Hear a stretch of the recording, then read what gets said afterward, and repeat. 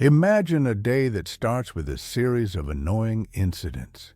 You wake up late, your fragrant coffee turns into an unpleasant stain on the table, and someone rudely cuts you off on the road.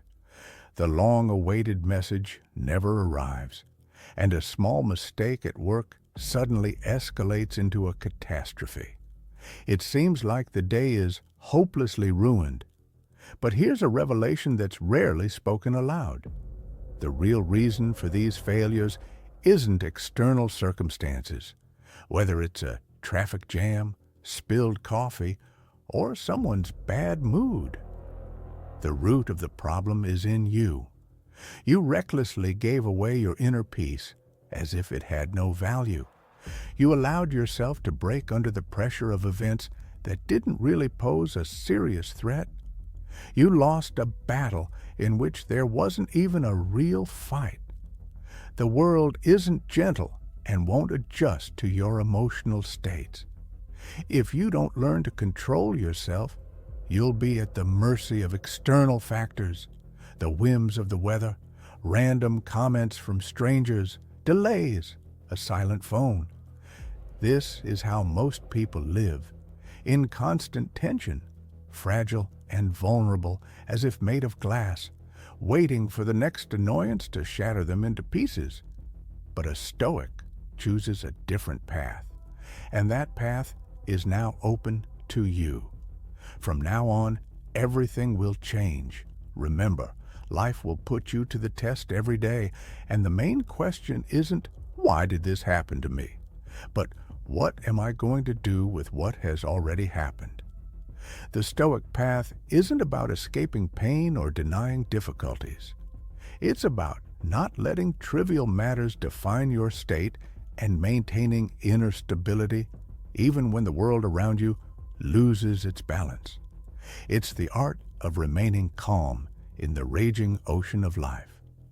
The reflections of Marcus Aurelius, the Roman emperor and philosopher, offer a deep insight into the nature of human suffering. He argued that the source of grief lies not in external events, but in our interpretation of these events. In other words, the pain we experience is the result of our own assessment of what is happening, and importantly, we are free to change this assessment at any moment. It should be emphasized that anger and disappointment aren't inevitable reactions to external stimuli. Rather, they are a choice we make. Recognizing this fact can be one of the most difficult lessons in a person's life. After all, a significant part of our suffering is self-inflicted.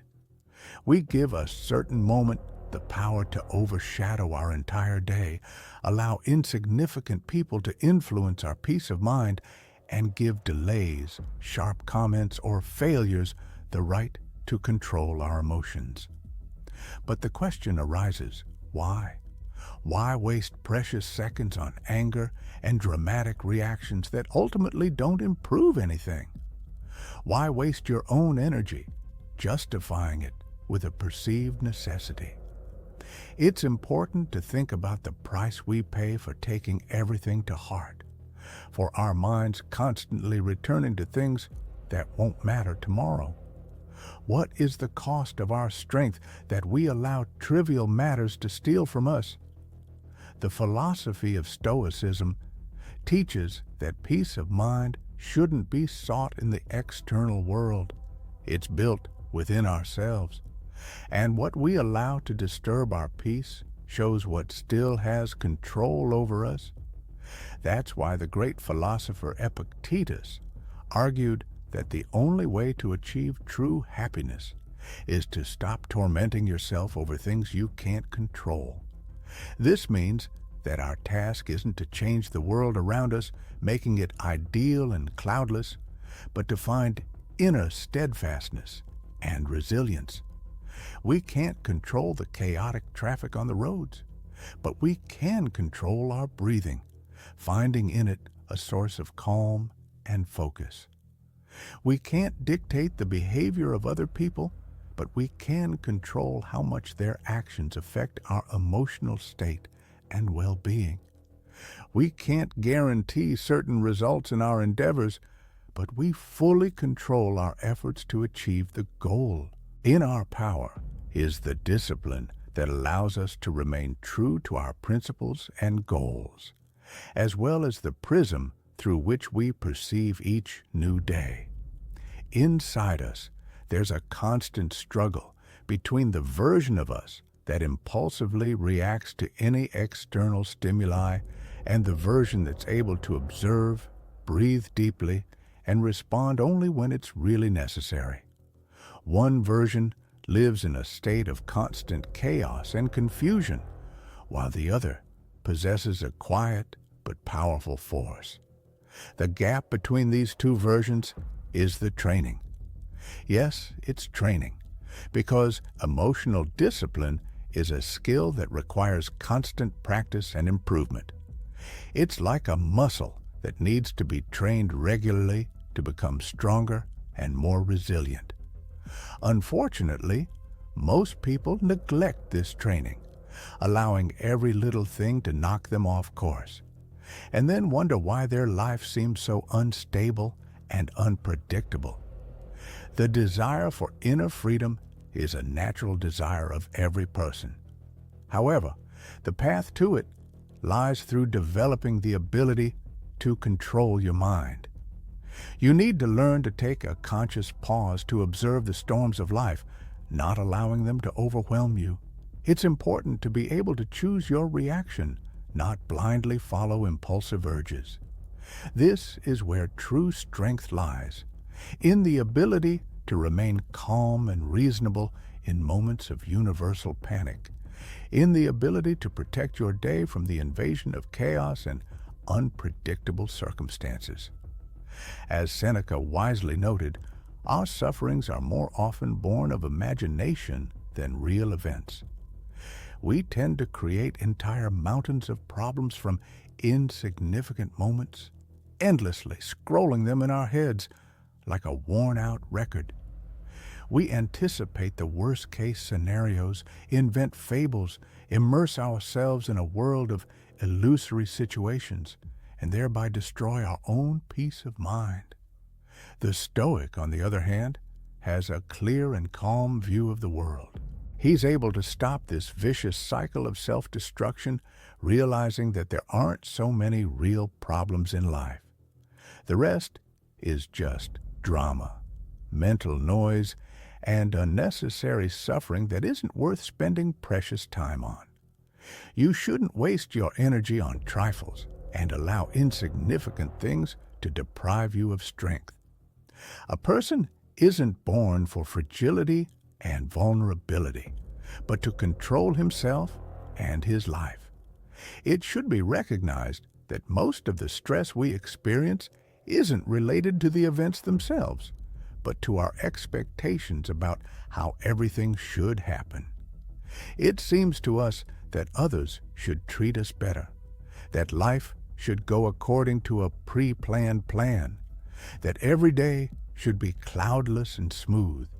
And when reality doesn't meet these high expectations, we lose our balance and collapse under the burden of disappointment.